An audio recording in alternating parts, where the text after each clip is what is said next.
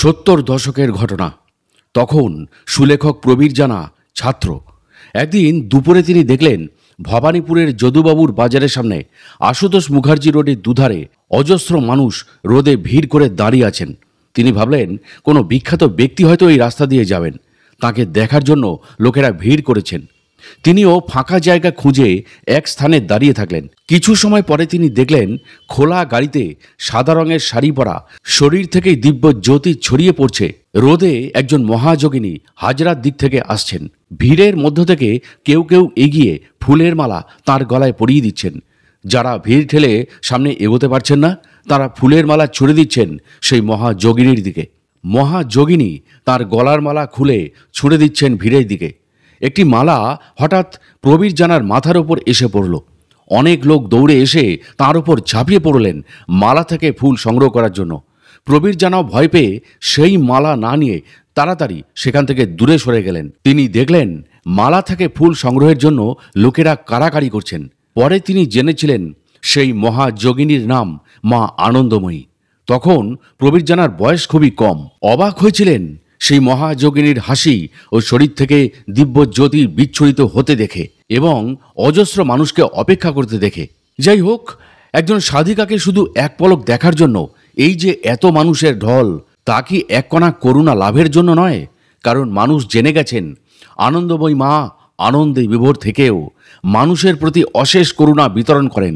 তাই তার প্রতি মানুষের এমনই অনির্বচনীয় আকর্ষণ ফুটে ওঠে। এই প্রসঙ্গে এই গ্রন্থের লেখক ডক্টর অখিল মজুমদারের মনে পড়ে যায় করুণার অবতার মহামতি বুদ্ধদেবের দর্শন লাভের প্রতি অসংখ্য মানুষের আগমনের কথা। সেই দলে যেমন রাজা মহারাজা, সাধারণ মানুষ ও ভিক্ষুকরা আসতেন, তেমনি আনন্দময়ী মাকে দেখার জন্যই এমনই সমাজের প্রতিটি স্তরের মানুষের মধ্যে সাড়া পড়ে যেত। কারণ এই জগৎ জননী স্বরূপা মায়ের মধ্যে কোনো রকম পক্ষপাত দুষ্ট ভাব ছিল না। তাই আনন্দময়ী মায়ের আকর্ষণে ছুটে আসতেন ভারতের রাষ্ট্রপতি থেকে প্রধানমন্ত্রী, আমলা, বুদ্ধিজীবী, সাধক সাধিকা, উচ্চবিত্ত থেকে নিম্নবিত্ত, সর্বহারা ভিক্ষুক পর্যন্ত সকলেই। আনন্দময়ী মা এদের সকলের প্রতি এক বিন্দু বৈষম্য দেখাতেন না। সমাজের প্রতি তার এই রকম করুণা ও সাম্যময় প্রদর্শিত হতো সব সময়। সেবা ধর্মেও মা ছিলেন অনন্য নজির। কুষ্ঠরোগীদের কাছে যেতে মানুষ কিন্তু ভয় পেত, এমনকি এদের দর্শন করতেও অনেকে 7 বার ভাবে। কিন্তু আনন্দময়ী মা এদেরকে মমত্বের সাথে স্পর্শ করতেন, ফলে অনেকেই সেরে উঠতেন। শ্রী শ্রী আনন্দময়ী মায়ের জীবনের এইরকম অসংখ্য মাহাত্ম্যপূর্ণ ঘটনা মণিমুক্তর মতো ছড়িয়ে আছে। সেইখান থেকেই প্রিয় দর্শক ও শ্রোতা, আজ আপনাদের কিছু তুলে ধরব লেখক ডক্টর অখিল মজুমদারের লীলাময় শ্রী শ্রী আনন্দময়ী মা বইটি অবলম্বনে।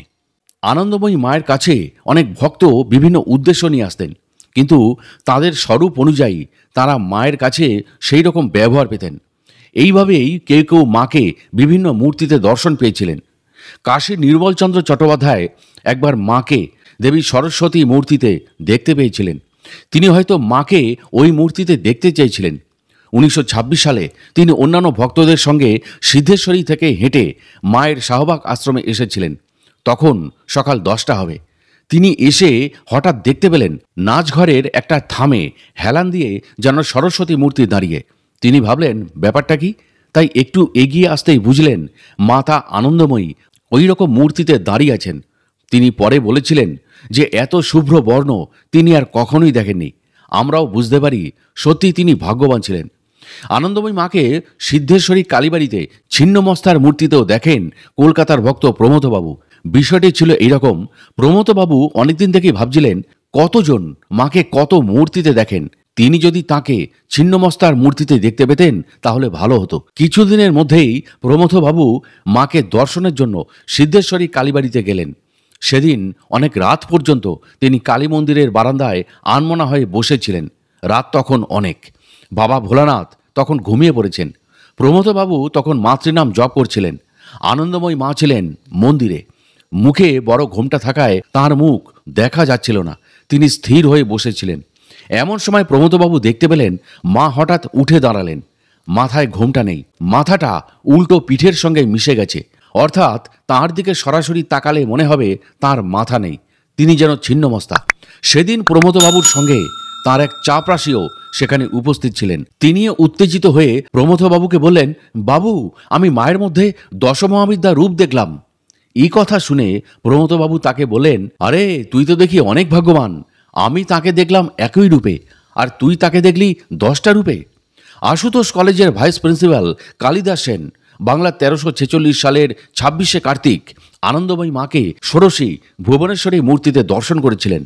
তার অভিজ্ঞতার কথা তিনি গুরুপ্রিয়া দেবীকে বলেছিলেন এইভাবে, আমি প্রথম দিন এসে বিন্ধ্যাচলে মাকে দেখি।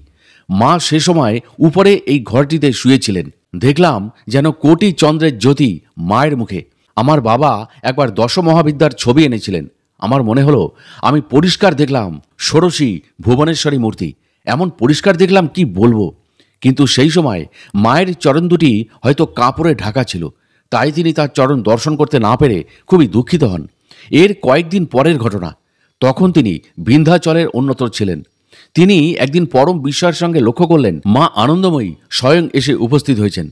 আনন্দময়ী মা এখানে বেড়াতে এসছেন। আর কালিদাসবাবু দেখলেন মায়ের চরণে যেন কোটি পদ্ম ছড়িয়ে রয়েছে। এইভাবে তিনি মায়ের পাদপদ্ম দর্শন করতে পেরেছিলেন। এভাবে অনেকেই আনন্দময়ী মাকে বিভিন্ন মূর্তিতে দেখেছিলেন। কিন্তু মার্কিন যুবক জ্যাকের অভিজ্ঞতা ছিল কিছু অন্যরকম। তিনি একসময় ভারতবর্ষের উদ্দেশ্যে যাত্রা করেছিলেন। তখন মনে তার আনন্দ এবং বিমর্ষতা একই সঙ্গে ক্রিয়াশীল ছিল। আনন্দ এই কারণে যে তিনি ভারতের অতীত ঐতিহ্যকে খুঁজে পেতে চান, কিন্তু তার বিমর্ষতার কারণ হলো তিনি এদেশের কোনো কিছুই জানেন না। কোথায় কিভাবে চলবেন তাও তার অজানা। এমনই যখন জ্যাকের মনের অবস্থা, তখন তিনি একদিন জাহাজ থেকে সমুদ্রবক্ষের আকাশে এক অপরূপ নারী মূর্তি দর্শন করলেন। কিন্তু যেহেতু তিনি বিদেশি, তাই তিনি এই মানবীকে চিনতে পারলেন না, কিংবা তিনি এই দৈব মহিমার তাৎপর্য বুঝতে পারলেন না। যাই হোক, ভারতের মাটিতে নেমে ঘুরতে ঘুরতে জ্যাক একদিন এক বন্ধুর সঙ্গে উত্তর কাশীতে এলেন। এইভাবে তার বন্ধু একসময় তাকে নিয়ে আনন্দময়ী মায়ের আশ্রমে নিয়ে আসেন এবং তাকে মা আনন্দময়ীর সামনে উপস্থিত করেন। তখন জ্যাক আনন্দময়ী মাকে দর্শন করে অবাক হয়ে গেলেন। তিনি বিস্ময়ের সঙ্গে মনে করলেন, আরে এ তো সেই দিব্যমূর্তি। তিনি তখন মনে মনে বললেন, তাহলে এই মমতাময়ী আমাকে ভারতবর্ষে টেনে এনেছেন। এরপর থেকে মার্কিন যুবক জ্যাক আর কোনোদিন আনন্দময়ী মার মহিমা থেকে বের হতে পারলেন না। চিরদিনের জন্য তিনি মায়ের পরম ভক্তে পরিণত হলেন। এমন ভক্তকে পেয়ে আনন্দময়ী মা তার নতুন নামকরণ করলেন জয়ানন্দ ব্রহ্মচারী। এ কথা সকলের জানা যে শক্তিশালী সাধক সাধিকারা বিপদের সময় তাদের ভক্তদের উদ্ধার করেন। আনন্দময়ী মায়ের ক্ষেত্রেও এই রকম ঘটনার কথা জানা যায়। দেওগঞ্জি নামে আনন্দময়ী মায়ের একজন পুরনো ভক্ত ছিলেন। তিনি স্থলানে থাকতেন। তার স্ত্রীও মায়ের ভক্ত ছিলেন। একদিন দেওগঞ্জির স্ত্রী অপর একজন সঙ্গিনীকে নিয়ে পাহাড়ি পথে এক সাধুকে দর্শন করতে যাচ্ছিলেন। হঠাৎ একটা বড় সাপ তার পা দুটিকে জড়িয়ে ধরে। এই দৃশ্য দেখে তার সঙ্গিনীটি ভয়ে অজ্ঞান হয়ে যান। কিন্তু দেওগঞ্জির স্ত্রী ভয়ে পেলেও ঘাবড়াননি। তিনি তখন বারবার এক মনে বলতে থাকেন, মা আনন্দময়ী, তুমি আমাকে রক্ষা করো। এই রকম কয়েকবার বলার পর তিনি দেখতে পেলেন তার পা দুটি আলগা হয়ে গেছে এবং সাপটিও সেখানে নেই। এরপর সেই মহিলা জ্ঞান ফিরে পেলে তারা আবার সাধু দর্শনে গেছিলেন। তাদের দেখতে পেয়ে সাধু মহারাজ দেওগঞ্জির স্ত্রীকে জিজ্ঞাসা করলেন, কি এখন ভালো তো? আমি পাহাড়ের ওপর থেকে দেখলাম মা আনন্দময়ী কাছে দাঁড়িয়ে সাপটিকে চলে যাওয়ার জন্য আদেশ করছেন এবং সাপটি চলেও গেল। গুরুর প্রতি এই রকম ভক্তি রেখো। সাধু মহাতারা দিব্যচক্ষু দ্বারা সব কিছু দেখতে পান এবং তারা অন্তর্যামী বলে সব কিছু জানতে বা শুনতেও পান। তাই কেউ যদি শুদ্ধ অন্তঃকরণে ও কায়ে মনোবাক্যে তাদের কাছে কিছু প্রার্থনা করেন, তবে অবশ্যই তারা তা পূর্ণ করেন। শ্রী শ্রী আনন্দময়ী মা এমনটাই করেছিলেন। তিনি একবার তাঁর কোনো ভক্তের আমন্ত্রণে তাকে দর্শন দিতে গিয়েছিলেন। তখন সেই বাড়িটির আশ্রিত কোনো একজন মহিলা আনন্দময়ী মাকে জগৎ জননী রূপে দর্শন করেন এবং তার মন অতি পবিত্র হয়ে উঠেছিল। এরপর তিনি মায়ের কাছে মনে মনে প্রার্থনা করেন, আমি যদি মায়ের পাদুকা দুটি পেতাম তাহলে আমি সারা জীবন সে দুটির পুজো করে ধন্য হতাম। এরপর মা আনন্দময়ী সেখানকার পাঠ মিটিয়ে কখন যে চলে গেছেন তিনি তা বুঝতেও পারেননি। এরপর সকলের নজরে এলো খড়ম জোড়াটি আনন্দময়ী মা হয়তো ভুল করে রেখেও গেছেন। কিন্তু যে মহিলাটি এই দুটি প্রার্থনা করেছিলেন একমাত্র তিনিই বুঝতে পারলেন মায়ের এই অপূর্ব মহিমার কথা। চোখের জলে স্নান করে মা মা বলে তিনি সেই মহার্ঘ বস্তু দুটিকে বুকে আঁকড়ে ধরেছিলেন। পরে এইসব কথা অন্যেরা জানতে পেরেছিলেন। অজানা ভক্তের প্রতিও এমনই করুণাময়ী ছিলেন মা আনন্দময়ী। মা আনন্দময়ী অন্তর্যামী ছিলেন। এজন্য ভক্তদের ইচ্ছা পূরণে অনেক সময় তাকে ছোটাছুটি করতে হতো। এমনই একটি ঘটনা ঘটেছিল 1936 সালে নবদ্বীপে। এই সময় মা আনন্দময়ী একবার নবদ্বীপের ললিতা সখীর বাড়িতে গিয়েছিলেন। তখন সেখানে থানার দারোগাবাবু উপস্থিত ছিলেন। মায়ের টানেই তিনি সেখানে এসেছিলেন। তিনি কোনো ভক্তের মুখে শুনেছিলেন যে ললিতা সখী মায়ের উপর খুবই অভিমান করায় আনন্দময়ী মা তার কাছে আসতে বাধ্য হয়েছিলেন। তখন দারোগাবাবুও ভাবলেন, আনন্দময়ী মা ললিতা দেবীর ওপর যেমন কৃপা করেছেন, তাঁর ওপরে যদি একটু কৃপা করতেন তাহলে তিনিও ধন্য হয়ে যেতেন। এরপর একদিন সকালবেলা থানায় বসে তিনি আনন্দময়ী মাকে স্মরণ করছিলেন এবং মনে মনে তার সেই অভিলাষের বিষয়টি চিন্তা করছিলেন। আনন্দময়ী মা তাই সেদিনই সদল বলে থানায় এলেন। ওখানকার বটগাছের নিচে ইঁট দিয়ে বাঁধানো একটি বেদিতে এসে তিনি বসলেন। তখন ভক্তদের মধ্যে একজন কৌতূহলী হয়ে তাকে জিজ্ঞাসা করলেন, মা তুমি থানায় এলে কেন? এই কথার উত্তরে আনন্দময়ী মা বললেন, থানার যিনি কর্তা তার মনটা আজ সকালবেলা 5 মিনিটের জন্য চুরি হয়েছিল, তাই আমাকে থানায় ধরে এনেছে। কিন্তু এ কথার তাৎপর্য তখন উপস্থিত ভক্তদের মধ্যে কেউ ধরতে পারলেন না। তারা হয়তো ভাবলেন ভাবের ঘোরে আনন্দময়ী মা কতকেই না বলেন। অবশ্য একটু পরে বিষয়টা জলের মতো পরিষ্কার হয়ে গেল। ছুটতে ছুটতে থানার বড়বাবু এসে আনন্দময়ী মাকে প্রণাম করে কাঁদতে লাগলেন। তখন তার কেবলই মনে হতে লাগলো, মা তুমি এত করুণাময়ী, সন্তানের ডাকে ঠিক সাড়া দিলে। শ্রী শ্রী আনন্দময়ী মায়ের স্বরূপ সবাই বুঝতে পারতেন না, আবার সবাইকে তিনি ধরাও দিতেন না। এই দিক থেকে আনন্দময়ী মার নিত্য সহচরী গুরুপ্রিয়া দেবী খুবই ভাগ্যবতী ছিলেন। তিনি বহুবার আনন্দময়ী মায়ের স্বরূপ দর্শন করেছিলেন। এমনই একটি ঘটনার কথা এবার উল্লেখ করা হবে। কাশী আশ্রমে একবার সাবিত্রী মহারাজের পূর্ণাহুতি চলছিল। এই সময় অগ্নিশিখা ঊর্ধ্বাকাশের দিকে উঠেছিল, যা দেখে গুরুপ্রিয়া দেবী কিছুটা আচ্ছন্নের মতো হয়ে পড়েছিলেন। হঠাৎ তিনি দেখলেন যে একটি রক্তবর্ণ মূর্তি যজ্ঞকুণ্ড থেকে উঠে উপরে মিলিয়ে গেল। তখন তিনি বিহ্বল প্রায় হয়ে মা মা বলে ডাকতে লাগলেন। এর কিছুক্ষণ পর আবার তিনি চেয়ে দেখলেন আনন্দময়ী মা ওইভাবে উঠে শূন্যে মিলিয়ে গেলেন, অথচ মা তো তার পাশেই বসে সেই একই মূর্তিতে অবস্থান করছেন। সেদিন গুরুপ্রিয়া দেবী এইভাবে আনন্দময়ী মায়ের প্রকৃত স্বরূপ উপলব্ধি করেছিলেন। তিনি জগন্মাতা। তিনি এভাবে হয়তো যজ্ঞের ভাগ গ্রহণ করেছিলেন। তার লীলা বুঝে ওঠা যে সত্যি কঠিন। পেন্ট রোজ নামে এক ফরাসি মহিলা ভারতবর্ষে এসেছিলেন সাধু সন্ন্যাসীদের সঙ্গলাভ করার জন্য। তিনিও শ্রী শ্রী আনন্দময়ী মায়ের সম্পর্কে অনেক বিচিত্র অভিজ্ঞতা লাভ করেছিলেন। এবার সেগুলো উল্লেখ করা হবে। পেন্ট রোজ সাধারণ কোনো মহিলা ছিলেন না। তার মধ্যে অধ্যাত্মবাদের বিশেষ প্রকাশ ঘটেছিল। তিনি অরবিন্দ, দাক্ষিণাত্যের মহর্ষি রমন প্রমুখের সঙ্গে সাক্ষাৎ করেছিলেন। সম্ভবত তিনি শ্রী অরবিন্দের উপদেশে আনন্দময়ী মায়ের সঙ্গে পরিচিত হয়েছিলেন। এইভাবে আনন্দময়ী মায়ের সঙ্গ লাভ করে তার বিষয়ে বহু অভিজ্ঞতা সঞ্চয় করেছিলেন। এরপর একবার তিনি দেরাদুনে এসে আনন্দময়ী মায়ের বিশিষ্ট ভক্ত হরিরাম যোশীকে বললেন, আমি অনেক সাধু দেখেছি, কিন্তু আনন্দময়ী মায়ের মতো এমন পূর্ণ ভাব আর কোথাও দেখিনি।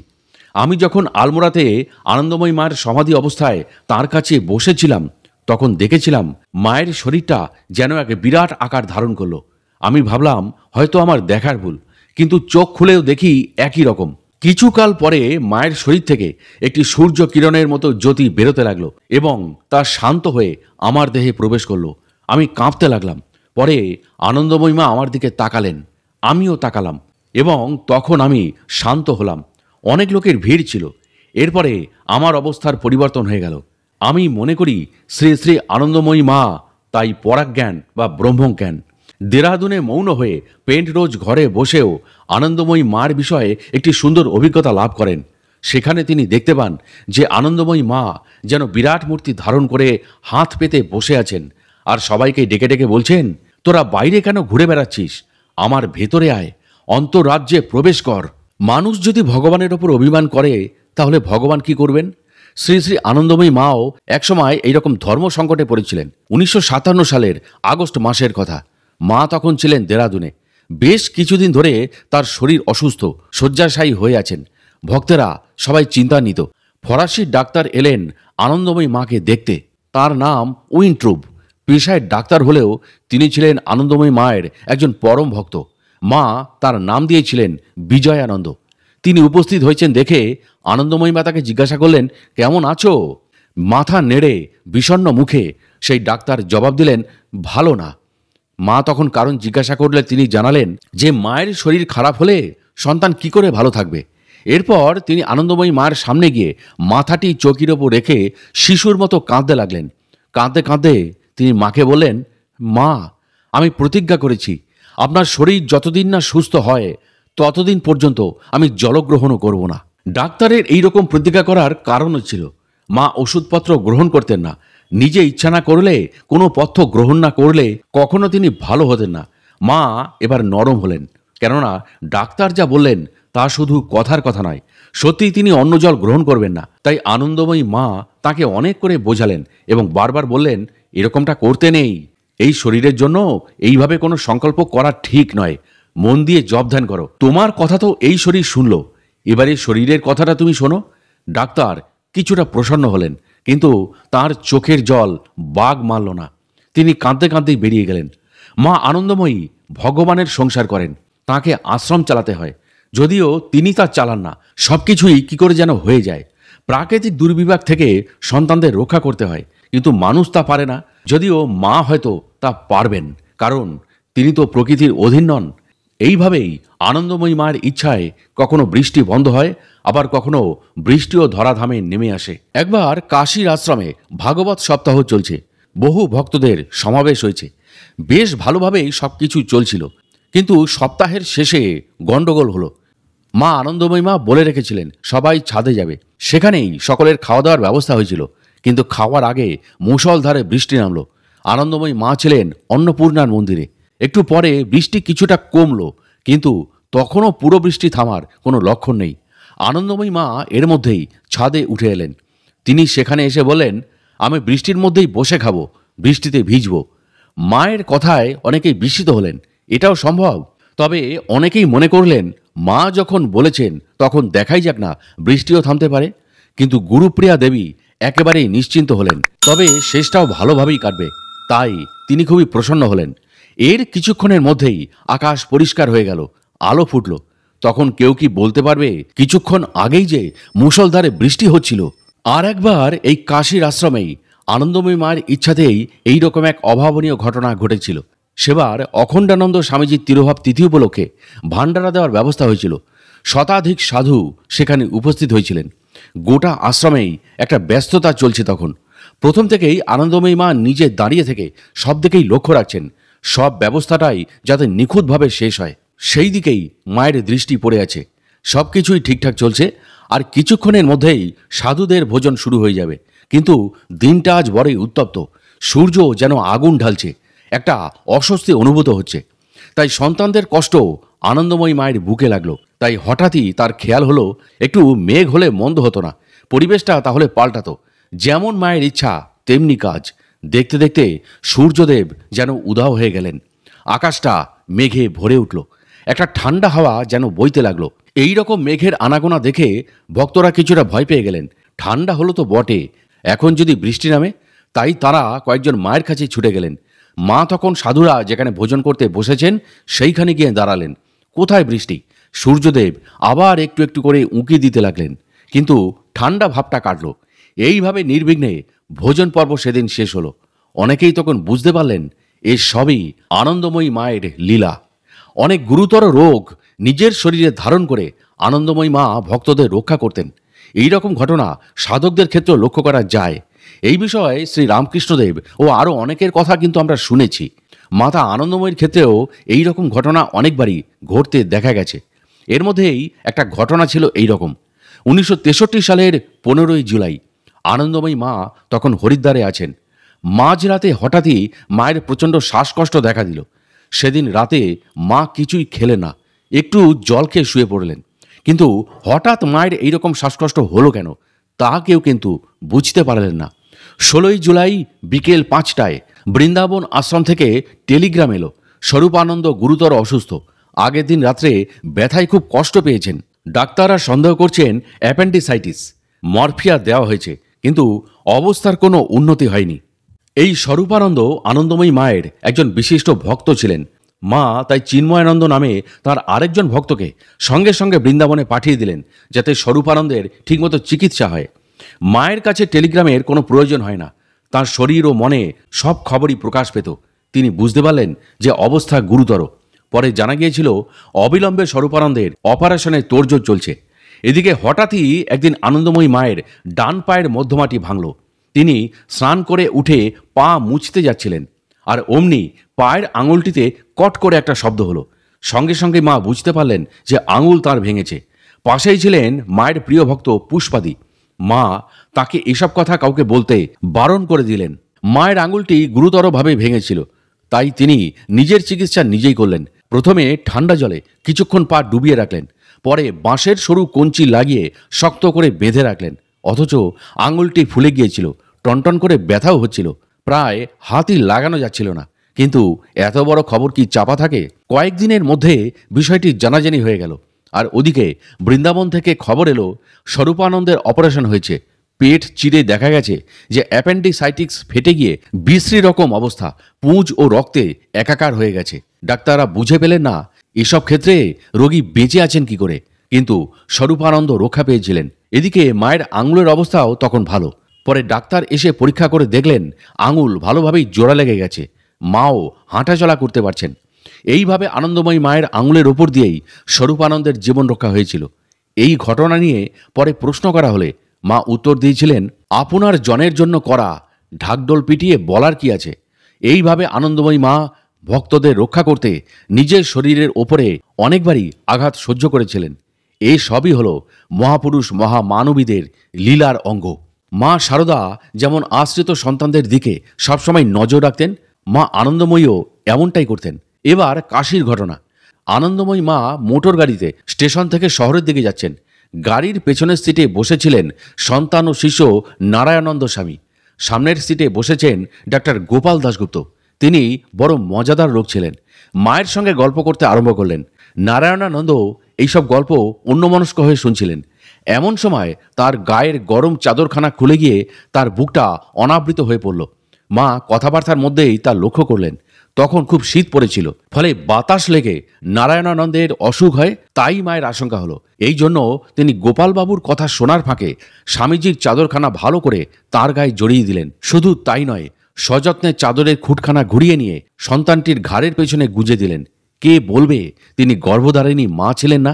শ্রী শ্রী আনন্দময়ী মায়ের ভক্ত শিষ্যরা জানতেন মা ছিলেন অন্তর্যামী। তিনি তাদের ডাকে সাড়া না দিয়ে থাকতে পারেন না। তাই তারা মাকে মাঝে মাঝে পরীক্ষা করতেন, কিন্তু মা তাদের নিয়ে কৌতুক করতেও ছাড়তেন না। এমনই একটা ঘটনা ঘটেছিল সেবার। মা তখন সিমলার কাছে স্থলানে অবস্থান করছিলেন। আনন্দময়ী মায়ের কৃপার পাত্র শ্রীদুর্গ সিংহজি মায়ের সন্তুষ্টি বিধানের জন্য কীর্তনের ব্যবস্থা করেছেন। মহা সমারোহে সেখানে কীর্তন চলছে। তাই কীর্তন শুনতে শুনতে আনন্দময়ী মায়ের মধ্যে মাঝে মধ্যেই ভাবাবেশ দেখা দিচ্ছিল। এইভাবে ভক্তেরা পরমানন্দ লাভ করছিলেন। সেটা ছিল 1943 সালের আষাঢ় মাসের ঘটনা। কীর্তনের জায়গা থেকে একটু দূরে কয়েকজন পুরনো ভক্ত নিজেদের মধ্যে মায়ের নানা মাহাত্ম্য নিয়ে কথা বলছিলেন। এই আলোচনার মধুর রসে তাঁরা এমনভাবে জমে গিয়েছিলেন যে কীর্তনের আসরে যাব করেও আর যেতে পারছিলেন না। এমনভাবে ক্রমশ অনেক রাত হয়ে গেল, তাঁরা আর সেখানে যেতেই পারলেন না। সত্যি তাঁরা তন্ময় হয়ে মায়ের কথা আলোচনা করছিলেন। তখন ভক্তদের মধ্যে একজন বললেন, এখন যদি হঠাৎ মা এসে উপস্থিত হয় তবে কেমন হয়? এই কথা শুনে একজন উত্তর দিলেন, দেখি মা কীর্তন থেকে এখানে আসেন কিনা, আমরাও তো মায়ের কীর্তনই করছি।